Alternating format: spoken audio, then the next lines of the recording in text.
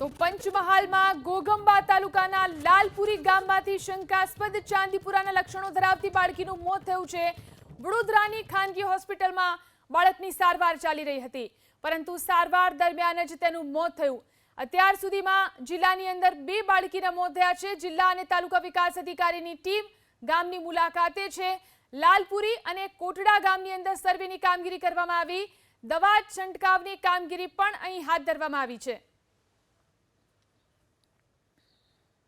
બંને શંકાસ્પદ જે કેસો છે, બંને દીકરીઓ જ હતી અને બંને દીકરીઓનું 72 કલાકની અંદર મૃત્યુ થયું છે હોસ્પિટલની અંદર જ। એક જે બનાવ બન્યો એ 15 તારીખે આ દીકરી બીમાર થયેલી। આ જે કોટડા ગામની દીકરી છે, દેવાંશી બારિયા, 4 વર્ષની ઉંમર હતી।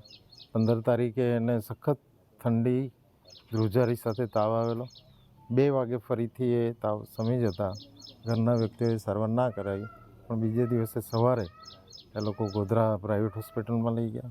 ક્યાંક ને ક્યાંક દીકરીની પરિસ્થિતિ જોઈને 2-3 દવાખાના ફરીને સિવિલ હોસ્પિટલ ગોધરા ખાતે ગયા, ત્યાં બાળકીને દાખલ કરેલા। બાળકીની પરિસ્થિતિ ન સુધરતા પછી એમને SSG હોસ્પિટલ બરોડા ખાતે રિફર કરેલ સેમ ડે।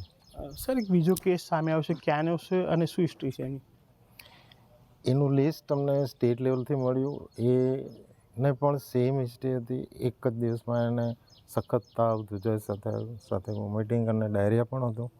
ત્યાં લોકલ એમણે હાલોલ ખાતે સારવાર લીધેલી। ફરીથી બીજે દિવસે સારવાર કરવા માટે હાલોલ પહોંચ્યા અને ત્યાંથી સીધા જ પારુલ હોસ્પિટલ ખાતે દાખલ થયેલી અને એમનું પણ 72 કલાકની અંદર હોસ્પિટલમાં સારવાર દરમિયાન મરણ થયેલ।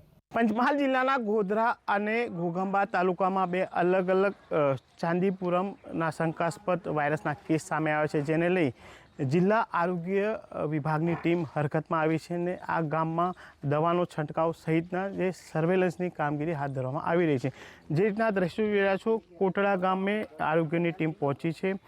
ખાસ કરીને જિલ્લા વિકાસ અધિકારી, આરોગ્ય, તાલુકા પંચાયત સહિતની ટીમ જે છે કોટડા ગામે પહોંચી છે અને સર્વેની કામગીરી હાથ ધરવામાં આવી છે। ખાસ કરીને દવાનો છંટકાવ હાલ ગામના તમામ મકાનોમાં કરવામાં આવી રહ્યું છે। ખાસ કરીને ગઈકાલે આ જ ગામમાંથી લગભગ 19 જેટલી જે માખી જે છે મળી આવી હતી, જેને લઈ પ્રશાસન દ્વારા આ મામલે ગંભીરતા દાખવવામાં આવી રહી છે અને હવે જે રીતના તમામ જે ઘરો જ્યાંથી જે આ વાયરસની માખી મળી આવી હતી ત્યાં દવાનો છંટકાવ જે છે કરવામાં આવી રહ્યો છે। કુલ મળીને કહી શકાય કે જિલ્લા પ્રશાસન દ્વારા આ રોગ અને વાયરસને અટકાવવા માટેના તમામ પ્રયાસો જે છે હાથ ધરવામાં આવ્યા છે।